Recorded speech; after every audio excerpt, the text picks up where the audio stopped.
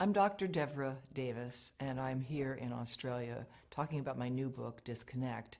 I'm an epidemiologist and a toxicologist, a fellow of the American College of Epidemiology and formerly the American College of Toxicology. I worked in the Clinton administration. I was the founding director of the Board on Environmental Studies and Toxicology at the U.S. National Academy of Sciences, and that was the group that did the study recommending the ban on smoking on airplanes quite some time ago. But I'm really here because I'm deeply concerned about what we know now about microwave radiation and how it affects the developing brain and body. Recently, the cell phone industry has been issuing advisories itself. These are often buried inside phones, and they're telling you something very important that everyone has a right to know, which is a mobile phone is a two-way microwave radio.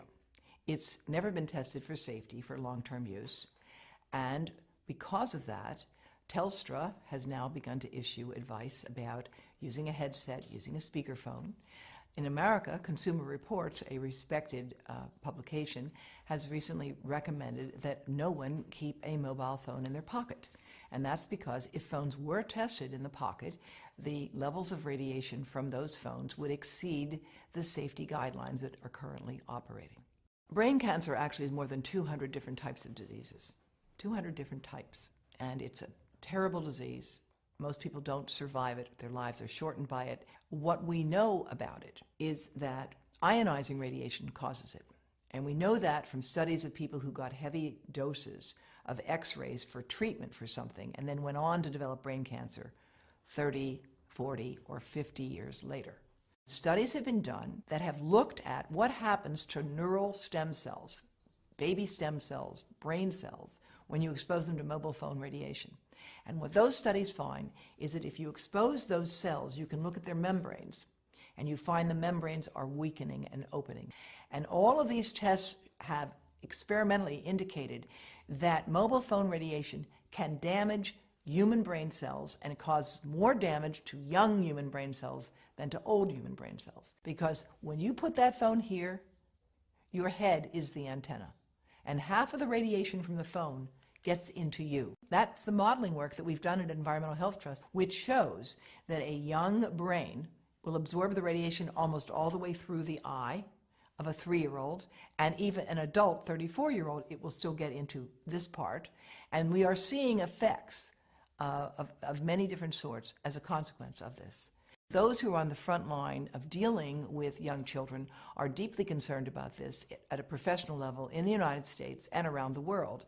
In Israel, as well as France, as well as Belgium and Taiwan, there's an active government program to discourage the use of mobile devices by young children. There's a growing literature showing that prenatal exposure to mobile phone radiation causes serious defects in the offspring. Smaller brains, more brain damage, smaller livers, more liver damage, damage to skin cells as well. There are good reasons for concern about the long-term and short-term effects of mobile phone radiation, particularly on children, but especially on sperm. Now, the sperm studies have been developed in more than 7 different countries, and what they find is that the sperm that are exposed to current levels of mobile phone radiation die 3 times faster and have 3 times more damage on their DNA, indicating that mobile phone radiation is damaging to human sperm. More than 100 scientists have joined with me and with the chief of obstetrics and gynecology at Yale University Medical School. We have put together the Baby Safe Project, and they are handing out information to every pregnant woman that walks into Yale New Haven Medical Center, $4,500 a year, telling them how and why they need to avoid exposing the pregnant abdomen to mobile phone radiation. The breast cancer story in mobile phones is complex, as breast cancer is a complicated disease. Most of the women who get breast cancer are age 50 and older. However, growing numbers of young women are developing this disease who don't have any of the inherited risk factors for it at all, who have no family history of it, but they have one thing in common. They have all stored a mobile phone right in their bra.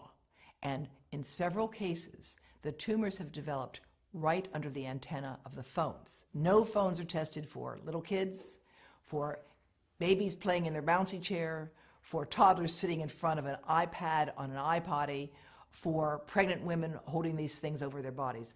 There are no tests of radiation absorption.